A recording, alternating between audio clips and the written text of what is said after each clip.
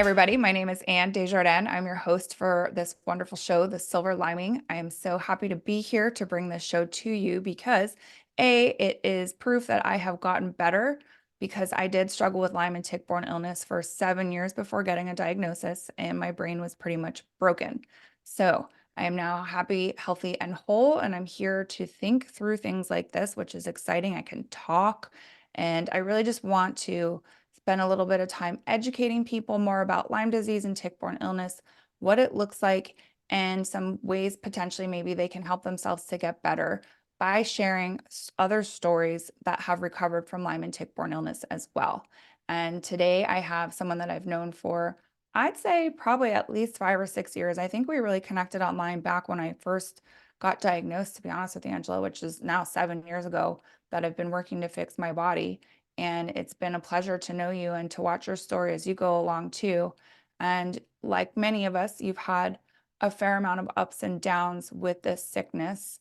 And so I think your story in particular is going to highlight some really great things for our listeners today, just to keep in mind as they're going through their own journey with this. And again, hopefully finding some inspiration out of stories like yours. And so I today have with me Angela Kleitz, and she is joining us from Arizona. She's had a couple moves geographically, and maybe she'll touch on that in her story, but she's 34 years old. She's an online hormone coach, and she just knows a wealth of information about how to fix the body, how to help heal yourself. And that's partially because of what she's gone through. And so if you don't mind, Angela, if you could share with us a little bit more about what exactly you have gone through, how did you become involved with the world of Lyme and tick-borne illness? And if you don't mind, maybe a little bit more about your symptoms and things that happened to you early on that kind of helped you to understand that this is what happened to you. Yeah, good question. Everybody has their story. So I'm 34 and I started having symptoms which look like other symptoms. As we know, Lyme looks like over 300 different diseases. So it's very hard to diagnose. So I know we hear tick-borne, but I know if everybody else out there, it can be from other vectors.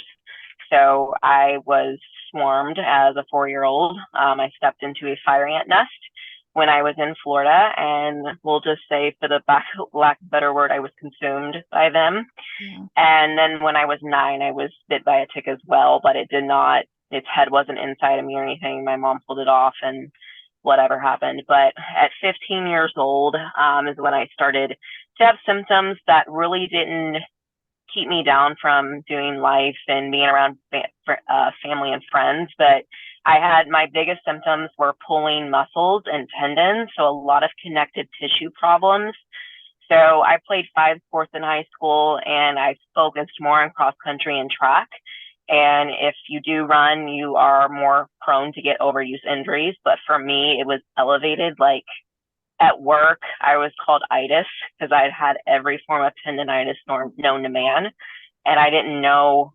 I mean, I just thought I was injury prone, and I wouldn't get to do the mileage that some of my teammates got to do because I would always get hurt. I pulled both IT bands, Achilles tendons, both of them, tendons behind my knees, tendons in my hands from not even doing sports. But you look at an anatomy poster, I've pulled almost everything that you can say on that poster. So that was the first. And then as I got older, my hormones started to change. And around 23 is when I started to have, like, we know it as PMS, but mine was much more elevated. I got diagnosed with called premenstrual dysphoric disorder, which is basically like your hormones and PMS on steroids, almost through a chair, my dad. Very full of anger, mood swings, gained about 20, 30 pounds for no reason, very puffy in the face. It was almost, I've never been pregnant. And for anybody that's been pregnant and has kids, I respect that. But I did feel like I was pregnant without being pregnant. So, I've had that for a long time. I did get diagnosed at 25 with bipolar disorder and general anxiety disorder. And then it just kept going. I had a lot of, started having muscle twitches, and there was like 100 different symptoms. I can talk about them forever. Felt like they were bugs crawling on me. I would get itchy for no reason. More physical manifestations, that I did have some neurological. At 26 is when I got diagnosed, and basically, or no, 28, I'm sorry, 28. But it took me 6 months to get diagnosed. I went to every doctor, rheumatologist, gastroenterologist, chiropractor. I can't even think of endocrinologist, all of them. I went to every ologist under the sun, and I had a therapist at the time, and we were going over like I guess you could call it periods of mania and periods of depression. So I had bipolar, where I would have more depression and low mania episodes. So it wasn't like a stereotypical TV show where you see somebody like thinks they're God and can jump off a building and doing all this crazy stuff, having a lot of sexual encounters. That wasn't me. It was more on the depressive side. But my biggest thing was probably the mood and the tendons. I would walk and it would be like, it never happened in my hips, but in my spine and my neck, I would have so many subluxations. And so that's like a partial joint going out of place, a joint dislocation, but partial. And it didn't matter what I did. I could be sitting, I could be cleaning, I could be just walking. I mean, to the point I got so afraid to get out of my bed. I thought I had one hair left and that my whole body was going to fall apart. It didn't matter what I did. It was like every piece of connective tissue on my body was just going to rupture. And that was that right there. Like it gave me a lot of trauma with my body. I've been in orthotics, so the things that go in your shoes for proper alignment. I've been in them since I was 15, and I cannot go without them. If I don't have them, I can wear like dress shoes for a little bit, but practically, if I tried to go without them permanently, I would be paralyzed. That's how much I rely on the shoe and the type of shoe. Like I laugh. I'm like, my body's expensive. My orthotics were like $400 every 2 years, but the cool thing is that when I'm at a mold, my body doesn't hurt. So since I've been out of the house, I've had my orthotics for 8 years. That's the longest I've ever had them. I used to get them every other year, thinking I needed them. And it was because my environment was affecting my connective tissue. Yeah. Yeah. So can you talk a little bit more about that then too? Because I know in past episodes, I've had some other guests that were sharing a little bit more about mold and kind of how that impacted them. But wait, I don't want to jump ahead. So like, you were having issues with connective tissue problems and anger and things like that. And so did you get a diagnosis? Like, where did you get a diagnosis with Lyme and tick-borne illness? So out here in Scottsdale, Arizona, in Vita Medical Center. Yeah. So I did get tested with a Western blot at home, and obviously it was negative. But I had a urine PCR test done where it finds DNA fragments in the urine, and that's how I was diagnosed. Okay. And so did you have, I'm just thinking about the symptom set, and did you have Lyme or co-infections that were more troublesome? Like, so when I hear you talking about rage and things like that, my brain's going to somewhere else. And I know we talked a little bit beforehand too, and it's like I kind of think I know the answer, but also thinking about what I had, and I'm like, yeah, I'm pretty sure that's what that is too. So so for me, my sister was diagnosed about 6 months after me, but we had the same test and virtually the same co-infections.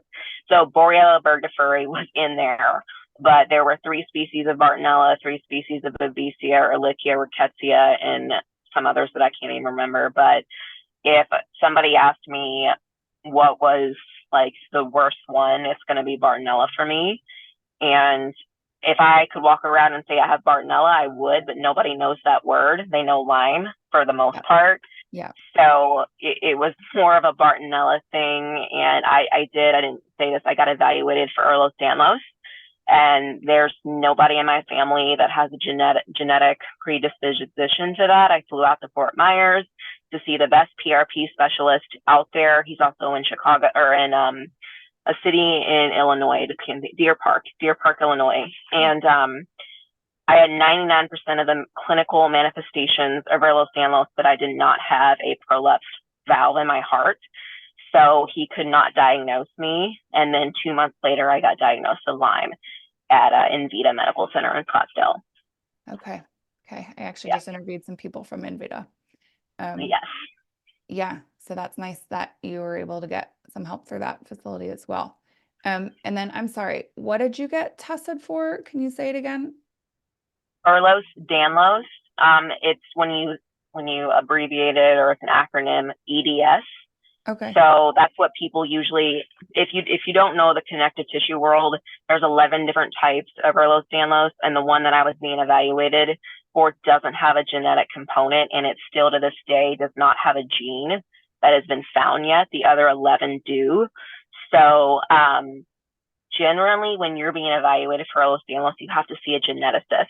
And the closest one to me was Cincinnati at the time, and it took 6 years on a waiting list to get to it. So I went to the next source, and that was Dr. Hauser in Fort Myers, and he diagnoses it left and right with people. So there's like a point system scale that you have to pass, and I think it's either 6.5 or 7 points on that scale, and then you go to like the heart, and then you have what's called a 360 imaging of your neck.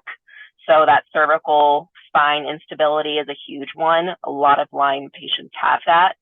I didn't have to do that because he could tell by just like watching me with my neck and the way I sleep.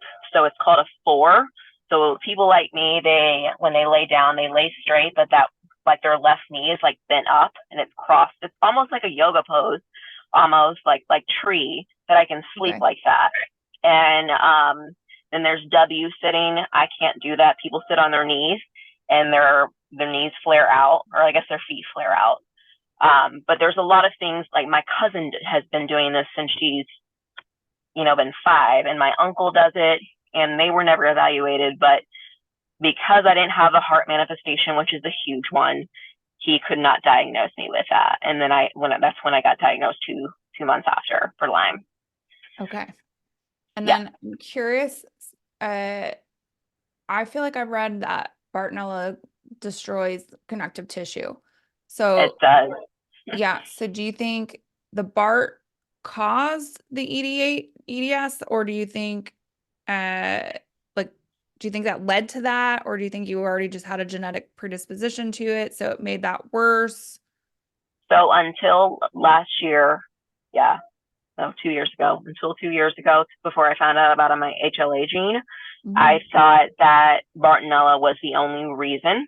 Because Hmm. when I stay on a maintenance plan, so I still treat myself. I'm just not in heavy killing mode right now. Yeah. It's just a maintenance thing. Yeah. If I stop, it's like when I'm treating, it's like I wear a corset. Everything's tight, everything's super, super in place. But when I stop treating, because for me it's chronic, it's never going to go away. So as long as it's in remission, I'm good. But if I stop treating, stop taking my herbs, then it's like the seams start to come out of me. Like my hips start coming out of place. I have a lot of when I'm not treating, I have what's called an anterior pelvic tilt on my left side, so it makes my left leg longer. And when I'm treating, it stays in. It's very, very strange. But that HLA gene, if you look into HLA genetic testing, it tells you, just like that MTHFR and the other things, it tells me that people like me are predisposed to Lyme. They're predisposed to any other biotoxin illness. So mold is a biotoxin. So if I get bit by, let me think of a rattlesnake, if I get bit, it's going to take me down for a few years. Like it will take other people down, but not like it will take me. And then you have the black widow. That's going to mess everybody up. But if I get bit, it's going to take me down. If I eat any Pacific fish, halibut, and I can't think of the other ones, thank God I don't like fish, they release the biotoxin. That's going to take me down. So I have to watch for the other things. But the flexibility part in my HLA gene, it says that I am super, super hypermobile. It doesn't say anything about connective tissue, but it says, I am prone to a lot of pain on my body. These people endure pain most of their life. And then it says, I'm prone to RA. I'm prone to type 1 diabetes. It like and why I'm saying this is my grandmother. I have my grandmother's genetics on my mom's side. She had sarcoidosis. All of these things she has is very similar to me. I don't have any of these yet because she lived in mold her whole life. Mm. I didn't. So I told myself when I learned this last piece of the puzzle that I'm going to do everything in my power to do everything my grandma did the opposite. I do Yeah. not want to do what my grandmother did. Yeah. Yes. And that's like an interesting thing with epigenetics and just really looking at it being more a condition of our environment and the things that we're exposing ourselves to versus it being a Yep. genetic thing, right? Like Yep. the switch is there, but does it get turned on? And how does it get turned on? By things like mold, by things like stress, by things, toxins, poisons, Yep. whatever else that we're exposed to. And so that's useful, I think, really to know about the body because, like you're saying, then you can obviously make some different choices to help to avoid that from happening. So, Yeah. They say, what's that saying? Is it genetics load the gun, the environment pulls the trigger? yes, I think that's the saying. Yeah. that's an interesting one So I've not quite heard, but I like that. That makes a lot of sense. yeah, Um, genetics load the gun, environment pulls the trigger. Yeah. yeah. And I kind of feel bad for people who are like, I'm gonna have high blood pressure because my dad had high blood pressure. And it's like, you don't have to have that kind of logic. It doesn't actually work like that. You can choose to Nope. have high blood pressure because you have high blood pressure. You don't have to choose to have that. You can do different things for your body. It's one of the best parts Right. again about being human is that we have choice and we can choose to support ourselves in one way or we can choose to not support ourselves in others. Like Yeah. kind Hmm. of what it comes down to. And, unfortunately, things do happen to us in life, but it's more in how we respond to these things that really matters. And so, in your situation, if I remember, I think actually we first connected when you first moved to Arizona. I think Yep. how long ago was it that you moved there? Um, August. No, no, no. Officially, okay, when I first came out, it was August of 2019, but I officially stayed in December of 2019. So I was treating an Invita on and off for 6 months Mm-hmm. before we made that decision for me to stay out here. Yep. And so yeah, I do think actually now that's pretty much, I don't think you were still at Invita when we connected. I think you were past that and just living there potentially, but Hmm. um, I have another doctor. It's pretty much anyone that doesn't, because I don't know who the people you interviewed with, but I know plenty of the people that I went with. And if you are lucky and you get in remission, that's great. But I've known a lot of people that don't, like me, or can't afford to do that SABA treatment, so they come out of remission. So they basically go to Dr. Ken Mitchell, and basically they get, I call them the Invita rechecks. But he treats them still naturopath, still out of pocket, but very much, much, much, much less expensive than Invita Medical Center. yeah, that's a whole other thing. The expensive stuff is a little bit cuckoo for Yeah. treating and trying to figure out how to really help yourself. Which I think maybe kind of leads good to really where you're at potentially and kind of where you're falling in to help people maybe help themselves too as a coach and just giving people support. Um, I still want to talk about the mold though.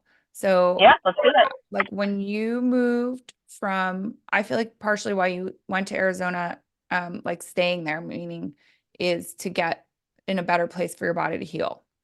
Yep, yep, absolutely.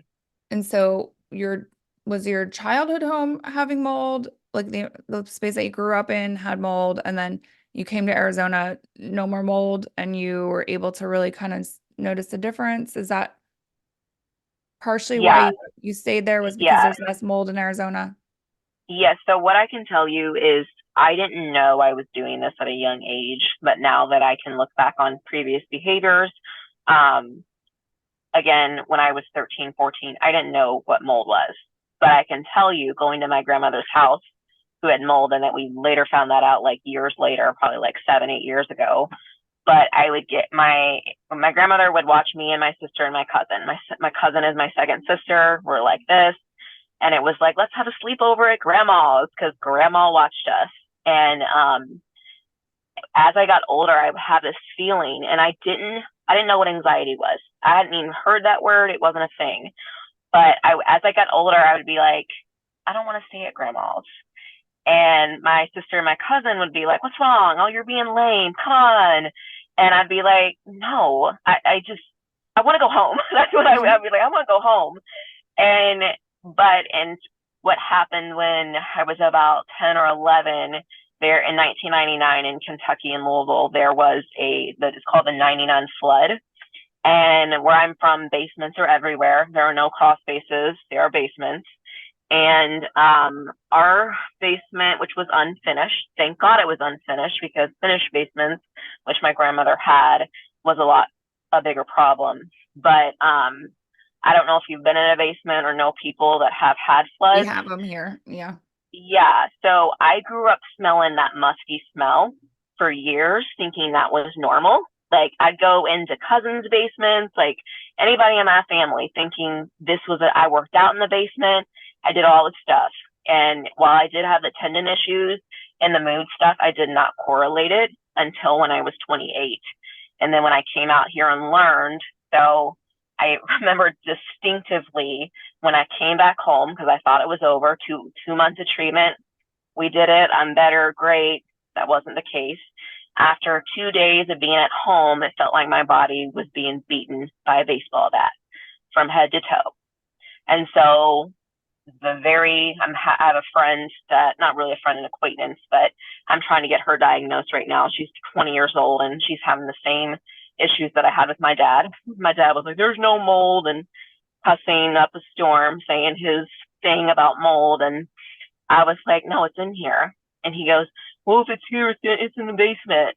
And I said, well, there's spores. They move. They don't just stay in one area. You've got an AC, you've got, all these different areas. You got ducts, you got all these things that your whole house, has access to. And so I begged him for 3 days to test the house. And he would not. I was in tears, like ugly Kim Kardashian crying, like hysterical. And my mom was like, Mike, just do it. Just do it. And lo and behold, and they were so freaked out that to this day, that's why I had a wedding in October of last year, I believe, recently. And my cousin's wedding, and there was mold in there. I didn't tell her because it's her day, but they joke that I'm a mold dog because I can find it no matter if I'm not looking for it. I don't have to smell it. I don't have to see it. My body can just feel it. So they know, like, okay, Angela's our little detector. My sister can't do it, and my cousin is having issues. She's still not recognizing it, but it's something that I've been able to, like, put it this way. When I came out here, I didn't know. I don't know if you're familiar with the dust test, but there's a more accurate test, just like Lyme. You have to find the more accurate test. There's Yeah. something called a HERTSMI, HERSTMI, and it measures the mold in the dust. Okay, and it measures the 5 most toxic water damage molds. I didn't even know that existed. What we did was a petri dish, which is very common. What people do in their house is a petri dish.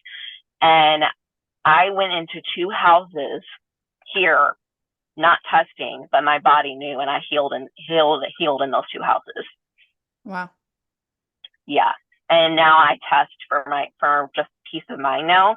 So I just moved from a condo about 4 months ago that was having issues with mold, and I couldn't do anything with the HOA. So I have a house that I live in now, and we have air doctors throughout the house. So cleaning the air all the time, 24/7. And then, like, everything is waterproof mats, waterproof, anything you can think of, it's waterproof. So it seems excessive, and most people who've never gone through it do think it's excessive, and that's okay. But put it this way, 3 months ago, between my therapist, I still see a trauma therapist because I used to, like, roll over in a fetal position if I even saw mold. And then my chiropractor, which he told me, so for anybody else listening, he told me these exact words. When I went to chiropractic school, if the teachers heard that the patients had toxic mold, that's how he would say it, toxic mold in their house, they would say that they're hypochondriacs. And so what had happened, he saw my body in mold and he saw it out. And he stopped me after my adjustment, because I still do this for maintenance. And he said to me, I have to tell you something. I said, okay. He goes, I have to be honest with you. I thought there was like, this is what I was taught, blah, blah, blah. He went over that. And he's like, I see it in your body. You aren't subluxing. Your spine is staying together. Your neck is doing what it needs to. He goes, it's crazy to me. And my therapist, she says, we weren't taught this in school. And I'm like, a lot of these mental disorders, schizophrenia, other things, all of this stuff, whether it's Lyme and mole or Lyme only, et cetera, and Bartonella, like, I was like, you need to teach this to your, people that are coming in. And she said, until I met you, she's in her 40s.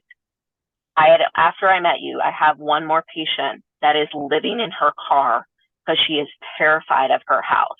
And I've never seen anything like it. You have educated me. She's like, you're a different person. You're like, you're a different, like, honestly, I know it because I've lived it, but for other professionals to see it outside of the Lyme world, it was a very big wake up call for both of them. And they don't even know each other. This is like way two different type of practices. Well, think about the impact that that's going to have on all the people that come to see them yet, right? Like, you're helping to hopefully save a lot of people some trouble and costs and unanswered questions and wondering what the heck is wrong with themselves. And I often think about that with mental illness in particular, is like, how many people are actually struggling with tick-borne illness or mold or something along those lines versus actually having a mental illness. I many times think it's just, again, inflammation of the brain. It's not really anything. I mean, they very much cross over, much cross over. Like, why is the brain acting goofy? Well, maybe because it has an infection. Have we thought about that? Like, I always joke. I joke about this. If people learn that, like, I truly believe that in my bones. Like, I believe, I'm going to say 95% of people in any of autoimmune mental stuff, I believe that it's coming from an infection or an environmental factor. And I joke, if that was the case and the world got on that train, that bandwagon, like, other doctors, other specialty doctors would be out of business. Like, they would be out of business. Yeah. Or maybe they wouldn't have such long wait lists, because then they would really, like, it would just reduce the number of people that actually, you're very right. Maybe they'd be fully out of it. I'm not sure. But the number of people that I've heard stories about, young, perfectly functioning people suddenly no longer having cognitive capabilities or having mental breaks or going catatonic or whatever, and then just getting put away somewhere and never tested for tick-borne illness is staggering to me. And it's troubling because I just think about these people and I'm like, if they just tested them, they would probably realize what's going on and treat them for this kind of sickness, and maybe they would, get better. Or like, even with dementia and Alzheimer's, all of that, it's all all connected.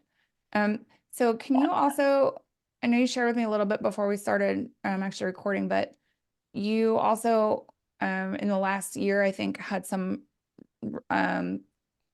reactivation through. And was that triggered through, how did that happen? It was triggered through COVID. So right now, I will call it my day job. I've got my coaching, and then I've got the other job that I have with my mold and Lyme doctor.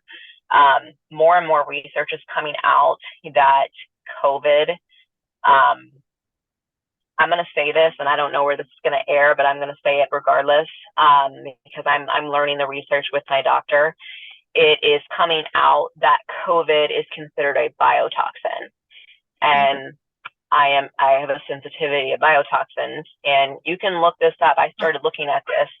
An HLA, they're called halotypes, so different genetic types of an HLA gene. And there is research out there published already that certain halotypes in the HLA family were not affected. So I have an example. My mother, she had COVID multiple times and never had symptoms. I don't know which halotype she has, but she had something that she gave to me, but I didn't get it from my dad, vice versa. If you know how to do genetics, like it can be different when you give it to children and vice versa. But there is some evidence out there on paper published that different HLA halotypes were not affected. So if the others were affected, like me, the one that I had was not in that paper, it knocked me down for a year. My fourth round, I've had 6 rounds of COVID. Okay. I'm Yep. sorry. And that would make sense from at least my perspective of hearing some people like this person got super sick, this person didn't get it at all. Like this couple was married and they were in a closet together for 2 weeks and Yep. one got it and the other one didn't, like, well, Right. why did that one get it and the other one didn't? Yeah. So I would say, obviously, like certain things people are going to have more sensitivity to than others, but that's an interesting discovery if you guys are tracking that down and figuring that out, that it's a biotoxin and being able to help people to understand which genetic factor would really be more determining whether they're going to be more susceptible or not. Right. And I can tell you, so what I've seen, okay, I'm not the doctor. Let me say that I'm not the doctor, everybody. But I'm seeing after people have COVID, whether they have Lyme or not, or it's dormant or whatever you want to call it, they're getting stuff like POTS. They're getting mast cell. They're getting, whether it's the heart stuff going on, they're getting very similar stuff. Like I've seen mast cell come out of the wazoo, I feel like, after COVID. And I'm just like, I've been dealing with mast cell for so long, and now everybody's talking about mast cell. So I'm just like, there has to be a connection. It may not be 100% connection, but there's something there is what I'm trying to say. Yes, some correlation for sure. And that's something I've actually been learning a little bit more about just in my own studies is mast cell and how it's triggered and different things that are connected to that and some of the toxins and all that do help to contribute to that Yep. disorder. Yep. Awesome. And then, so can you also tell me, like, you're now back into a state of remission. Are there certain things, what did you really do to help yourself to heal? Is that something that you're able to touch on? Yeah. Yeah. It's kind of long, but we can go there. So being an Invita, so I do have a port in my chest. I don't know if people can see that, but I do still keep a port in my chest. I did IV antibiotics, IV hydration, IV nutrition. I did oxybosh, which is their fancy word for ozonated blood ozone. I've done high C. I've done all the way up to 75 grams. I did all of that in Invita, and those treatments are very expensive with how many times they want you to do it a week. And it's literally like a 9 to 5. Like it was a job back in the day. I'm not saying I still don't have a job to it because I still have to maintain it. But what I found what worked for me, and a lot of people in the Lyme space know about this, but I always tell people that are new, like, what works for me may not work for you, and vice versa. So if you go on, the Google and it says doxycycline for 14 days or 10 days, and everything after that is post-Lyme syndrome. From what I was taught is you treat it until it's gone. So my mom and dad invested in a GB4000 and MOPA rice machine. Okay. So I do have some toys that I use 5 days a week. We do have my parents have one, and I have one here, and my sister has one as well. All of us have an infrared sauna that I sit in it 7 days a week. I never miss it. Coffee enemas, lymph, dry brushing, lymph movement, exercise. So I didn't know this until I was heavy into it, but surrounded by me when I was doing treatment, I was one of the only people that could still exercise during treatment, and I never stopped. So I had to rely on my TRX. It is in GEMS. I did my thesis on it. My background is exercise phys. So I had a lot of, exercise training before I got sick. and it's used in, PT settings. It's used in strength and conditioning. All ages can use it. And so I did get to exercise, which I asked for a port. The port that I have, I can sweat with it, and it's a hybrid port, hybrid power port. And some of the people that I had the wires hanging out, and they cannot sweat. They cannot get wet. They have to tape it up. So I specifically asked for a port that I could sweat in, a port I could work out in, etc. But the ricing, and then I do herbs. So I used to take herbs twice a day. I'm down to once a day as my maintenance. And a lot of the Booner protocol, a lot of the Halden protocol, things like that. I don't do all of them, but my main ones that keep me functioning are Petunia, Japanese knotweed, Pardiarco, and then I can remember Pardiarco, and then I do Micro Defense by Pure Encapsulations, and then I do take 3 antiparasitics, and one of them I've been on for 3 years, and the other 2 I've been on for 1.5 years. So I do take ivermectin. I just started after my 4th round of COVID. I haven't come off ivermectin. If I'm being quite honest, I don't come off of it. And that has kept me pretty dang healthy. And then I take all of the oregano, the thyme, all of those little branched in together, black walnut, all of those into one. And then I do take Alinea, which Alinea for me was so, until I did not see any ounce of healing until 1.5 years into treatment. And starting antiparasitics was when I saw the change, but it was only 5%. But it was enough to get me sleeping, enough to calm my nervous system. I actually started dreaming again. I wasn't dreaming, I was sleeping, but I wasn't dreaming. So I can tell you, for me, my personal choice in my body, I won't ever stop the antiparasitics. They save me. And my hormone doctor, the other doctor I used to work for, she used Alinea for her COVID patients, which is weird because COVID was presented as a virus, which we can talk about that forever. But I just stay on those. They keep my immune system good, and they're just something that I'm going to continue to put in my body because they make me feel so good. In the beginning, not so much. It was hard. It was a hard, probably 6 months out is when I started to feel somewhat good. But the last thing that I did, and as you introduced me as a hormone coach at 28 years old. No, I was 29. I got put on bioidentical hormones. My thyroid was shot. So that right there, if anybody asks me what my favorite hormone is, it's thyroid. It's not just T4, it's T4 and T3. Most people don't feel a difference on their just T4. And I had all this exercise intolerance from Bartonella and mold and all this stuff, Lyme. And my hair was falling out. Like, I was so cold. Came to the desert. It was 120 out here when I first came out here.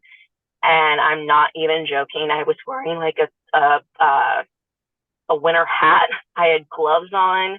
Like I slept in 2 pairs of pants, a big furry jacket, and gloves and a headband when I went to sleep in the desert. That's how cold I was.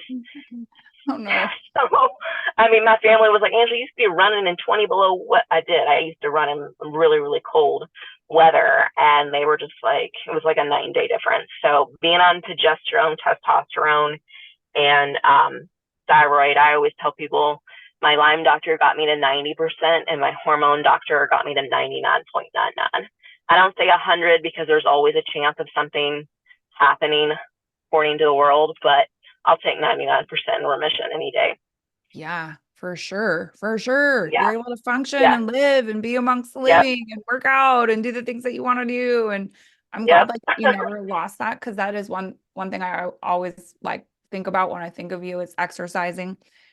Because that was one thing that you again were so inspirational for me to like work out and do that when I first met you. And I'm glad that you had that as something that you could at least hold on to and give you some continuity and something to like boy like uh buoy you along, like help to just give you Yeah, something to kind of have. And it also, obviously, I think just helps move things out of the body so much faster, keeping the lymphatic system moving, keeping everything in the system draining, and just yeah. fresh blood constantly pumping through the body.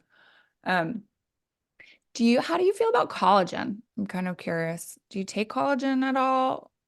So I have taken collagen in the past, but there was an amino acid. I haven't taken it in a while because I got allergic to it. I was taking it so much. It's it's an amino acid product. I would have to look. It's like, I think it's Body Health is what it's called, and I intermittent fast. So I don't want to make my hormones worse. I know some people are like, oh, it makes my hormones terrible. Well, if you intermittent fast, you have to work on your adrenals at the same time because it is a stress on the body. So those amino acids, we had the owner of the company, big researcher for the company, came in and did a podcast episode for that doctor I was working for in the past, and he basically said that this brand and this formulation, et cetera, it helps, the collagen, the cell turnover, all of it. So I was on it for like 2 or 3 years until there's sunflower in it. And I started getting really sensitive to the seed oils type stuff, even in food. My face was breaking out, all of the stuff. So I stopped it. But I believe if you don't have access to that, then yeah, collagen is great. Okay. But the other thing with, I can't take it because I'm not old enough yet, but estrogen. So with some of the women that I work with, they're like, oh, my neck and my arms, and they're like saggy skin. The number one hormone for collagen and elasticity is estrogen. So when that starts to break down, it's probably because the hormone levels are starting to decline. I think after 30 is when, I think 10% after 30, you lose 10% of your muscle mass every 10 years. So then you're losing collagen there, and then your testosterone levels are starting to go down. They might be normal, but you're not feeling as great as you used to be. So there's a lot of things, but estrogen, which people are afraid of, I can talk about it for hours, but estrogen is what keeps you young, keeps your skin looking great. Yep. Yep. I have such conflicting thoughts about that kind of thing too, just because my some of my trainings and things that I've learned talk about uh just helping the body naturally and not really putting in some like bioidentical hormone replacement therapies and things like that. And then estrogen again is like a growth hormone. So it causes things to grow. So that's also something I think you have to be mindful of and would obviously need Yeah, to really know what you're doing. Not so just something.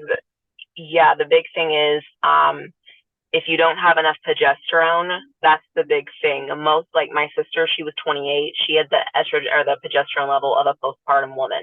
She never had a baby, and her progesterone was like zero. If you do not have enough progesterone, you absolutely can cause the cancer and all. But even if my sister never started, she could have been a prime cancer patient because she never made enough progesterone.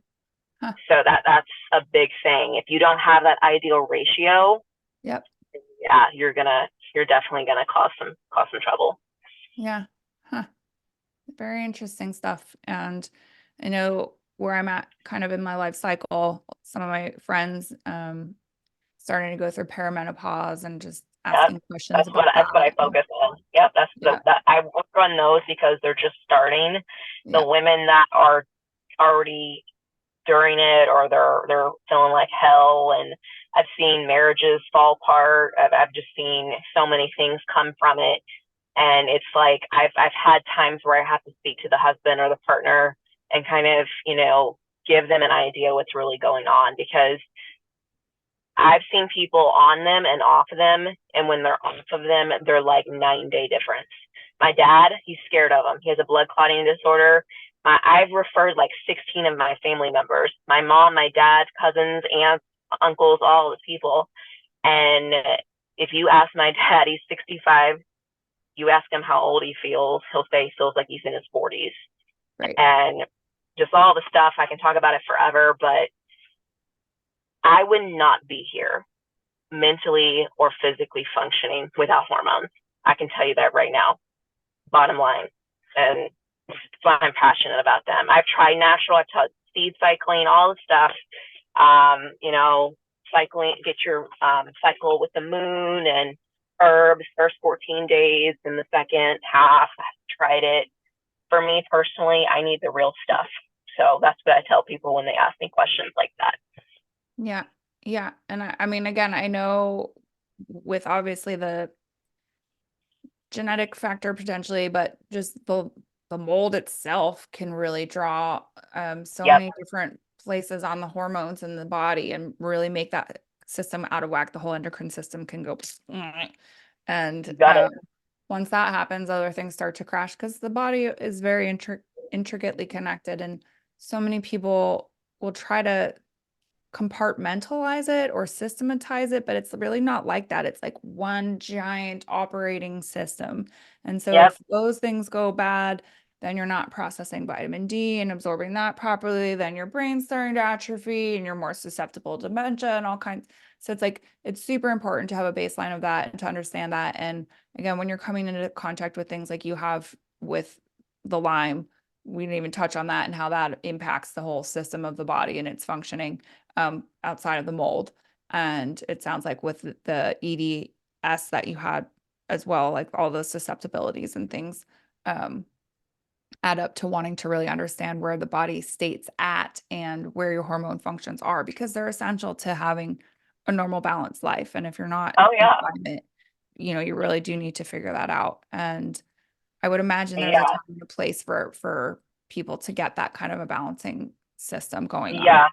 For Um, sure. I can tell you, when I was before I got diagnosed, when I did see the chiropractor, he was traditional back home where I'm from. And I learned this with Ehlers-Danlos, like the more you adjust them, the worse they get because they're too loose, right? We want the joints to stay together, and Ehlers-Danlos, they don't. And so when I was 28, 29, 28, I was getting these adjustments because I thought that's what I needed. And this was about 6 months before I got my diagnosis. And I've read this, you've probably seen it on the Facebook groups. People are like, oh, I get adjusted and I hurt and I feel worse and all this stuff. And my joints literally felt almost like they were falling apart.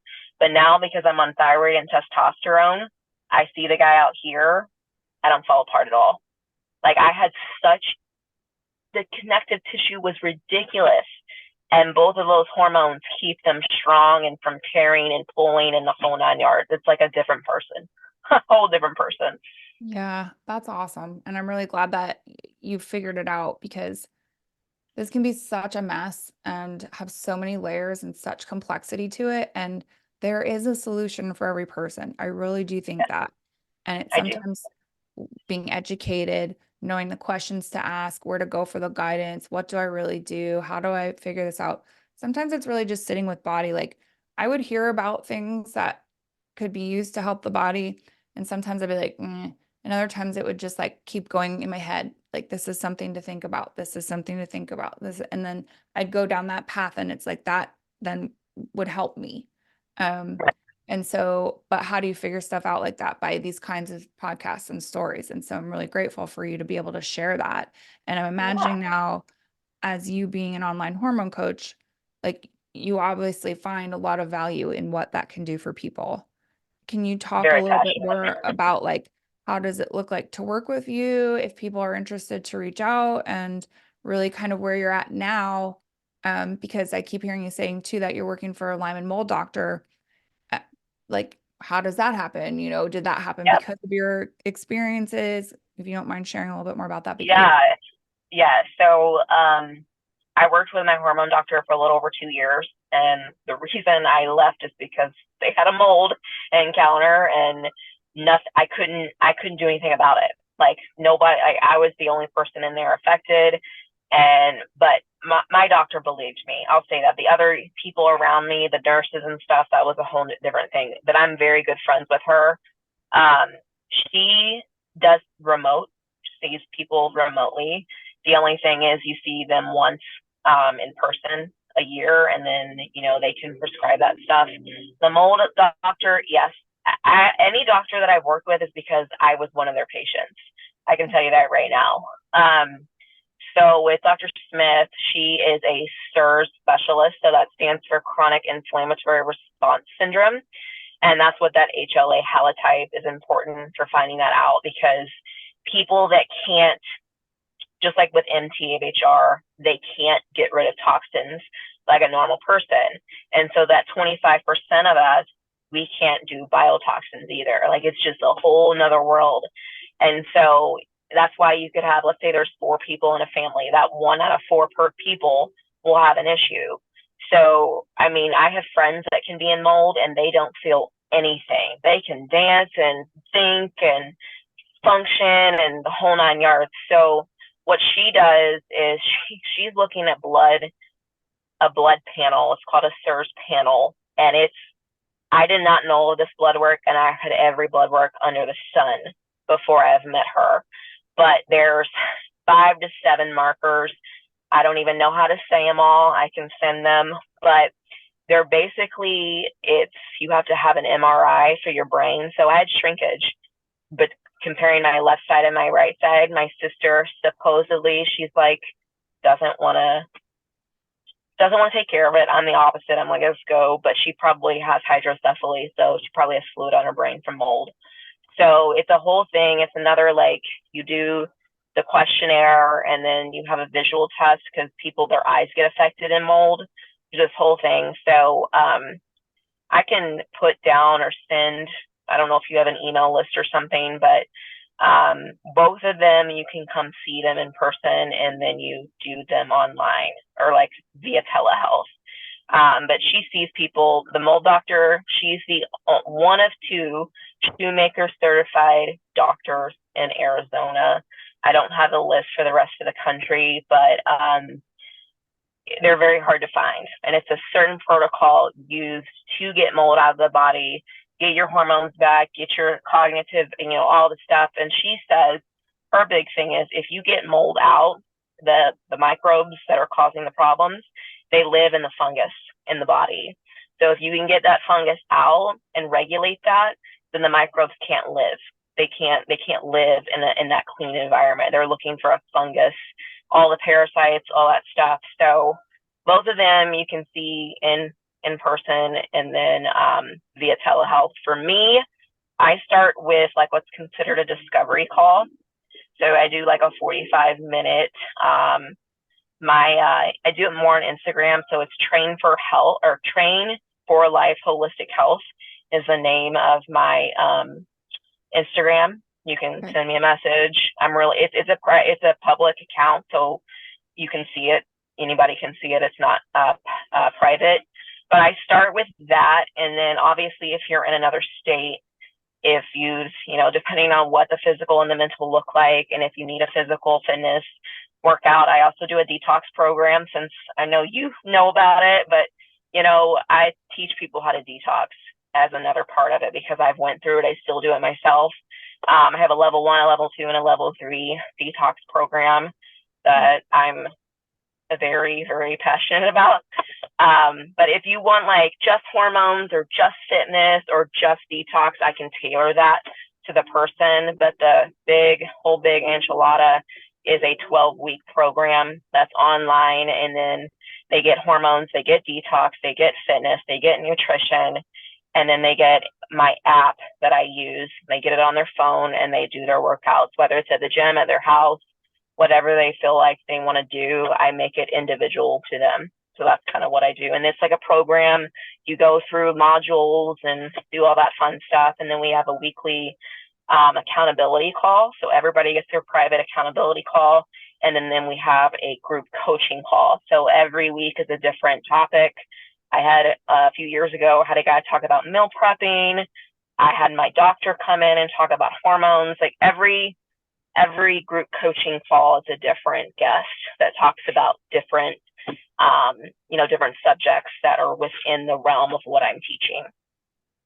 That's awesome. And I'm sure that's a really nice community for people to be able to plug into and learn, because I think that's a question I get hit with a lot is like, how do you actually detox? And what am I really supposed to do? And where do I start? And I find people like you are just invaluable because you're there to help hold their hand, give them clarity, you've lived it, you've breathed it, you know how to do it. Yeah. And so it just lends so much more credibility to the things that you do. And you're a practitioner like me. Like I've tried all of these things that I tell people to do.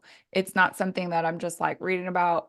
I mean, some stuff I guess is if it didn't really apply to me, but for the most part, I've tried everything that I would recommend to someone to do, and Yep. some of it helped me, some of it didn't. But as you said, it could be useful to someone, it might not be, but we just know so much more having gone through it and gotten ourselves out of it. And like you're just like continually having to get yourself out of it, having had some swats at your health with COVID and things like that, that just sort of added to your learning of how to fix yourself. But you've done it and you've done it very successfully. And I mean, it's at no small cost either. Like you completely moved your life. You moved away Yep. from your family to a completely different Yep. state all by yourself to go to help yourself to heal. And that's very commendable because I don't think a lot of people understand. Like when you don't feel well, you'll really go to any length to fix Yeah. yourself and to have good quality of life. People joke about it being money is money is what you need, this, that. And it's like money helps, but ultimately what really I think people deserve is just good quality of health, right? Like if you Yep. don't have your health, it doesn't matter how much money you have, it doesn't matter on anything. Like you can't think, you can't function, you don't really want to be alive. Yeah. And so having a good person to help you to understand how to help your body to get better again is huge. So thank you for creating that space for people. Thank you for Yeah. believing in yourself enough to get yourself well again. I do think that's also something that people underestimate a lot is just the power of believing in yourself, right? Yeah. I didn't always. I can tell you that. I had people ask me like, "How did you do it?" And I'm sure you have had those moments, and whoever's been on this podcast in the past, like, there were so many days I wanted to give up. I am not joking. Like, I don't know. Like when I got into remission the first time, I didn't even believe it. I was in shock. So all I can tell anybody that's listening or will listen, like, even if you do not see the light, because I did not see the light at the end of the tunnel. There was no light. I just did whatever my doctor did. Like, I actually went against my doctor. I'm not gonna lie. I did some of his stuff and then I added my own. I would just tell people to listen to their body and do what is obviously giving you results, even if you don't see it up front. I know this journey was delayed gratification. It's not something you get over very fast, and that's I think why people want to give up. Or yes, it's a financial thing too. But I would say if you have the ability to invest in toys, and I say toys because I laugh because they're like my treatment devices. But if you can invest in some of those, you cut the initial cost up front is going to seem like a lot, but I will have these devices for a lifetime. I'm not going to go have to, like, I have an ozone machine. I'm not going to go spend $300 on an IV every time I got to go do ozone. Like, it really was worth the investment because I don't want to be in a clinic all the time. I don't want to be using this thing every day. So that's what if you can, or you have a friend that has X. I know I learned a lot with my people that I was going to school, or not going to school, treatment with, and we just we took turns. That's detox foot bath, all the stuff, but just never give up. Even when I have a chapter, I won't go into it, but I am writing a book, and there's a chapter that I read to myself when I'm having a bad day because it showed what I was feeling like 3 to 5 years ago, and it's nothing close to what I was having on that day. So you will learn to walk through fire. That's what I can tell you to get better. That's for sure. That's very well put. And I'm proud of you because it's not easy and it can be very lonely and challenging at a minimum. And so again, to get yourself better is probably, I don't want to undercut any of your other accomplishments, but one of the biggest accomplishments that you can do Oh, for it's yourself in the a hardest. lifetime. It's the Yeah. hardest. I don't plan to have children, so everybody else respect, but that the hardest thing I've ever had to do. Yeah, Yeah. ultimately. Yep. Yeah. I would agree with you. And I've been through some other very challenging things, and this one was definitely up there. And I pray for both of us that it is, it remains that way, and we have nothing else Right. more challenging because it, damn, it was hard. Um, Yeah. And then as a final thought, can you just tell me what would you say is the best thing that's happened to you as a result of getting Lyme and tick-borne illness? First thing, I mean, there's a million things, but the first thing that comes to my mind is I can honestly say that I feel healthier than I did before I got sick. And Uh, I mean, I've educated my family. Like, my sister says, you're obsessed. And yes, I am. You have to be obsessed. That's the other thing, you guys.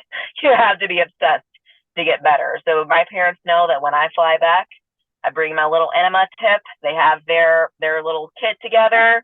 When I go home, oh yeah, you better believe I'm going to the gym. I'm sitting in the sauna. I'm doing my coffee enema. They know not to disturb me, and then it's family time. But the it's a job, another job for sure. yes. Yes. And I mean, in a sense, though, so I'm glad like you've come out healthier than you went in. And that's a beautiful thought that I really want listeners to kind of hold and understand is that even though it is an investment and a commitment to yourself and kind of something that you do need to fully embrace, like it's a permanent, lifelong accountability coach that you will always have there. Yep, And maybe not the worst thing in a sense, like because it's going to keep you on the straight and narrow. But to come out better on top, like I had another person I interviewed not that long ago, and that was her thought is like, what if I could come out even better than I went into it? And it was like, yes, that's the stuff that I really want people to hold on to, that thought and hit your start of that. Don't get sidetracked on somewhere else that someone else didn't get better and they're never going to get better and blah, blah, blah. Like think about the thought that all of what you're doing for yourself is making all these little pebbles to build a big wall that you can crawl out of. yep, And maybe you can just make yourself come out even higher than when you went in. And I yep. think a lot of times that could be very true because for me, I was very spiritually sick before I got physically sick. And I Okay. didn't realize how sick I really was before I actually even got sick.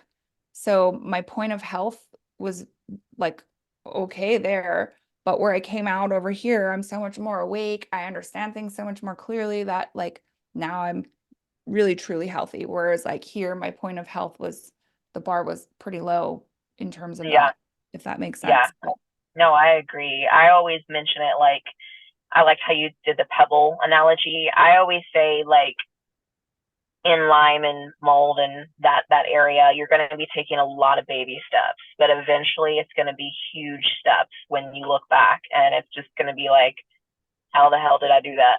Like I still do it. Like, wow, okay, that I did that. So like, don't. I have a friend. I'm like, she's like, I didn't get everything I wanted to done. She's sick. I'm like, pick three things every day that you're gonna do, and don't get upset about it. I got upset. That's easier said than done. Everybody gets upset, but you got to sit with yourself. And I teach like you got to get comfortable being uncomfortable.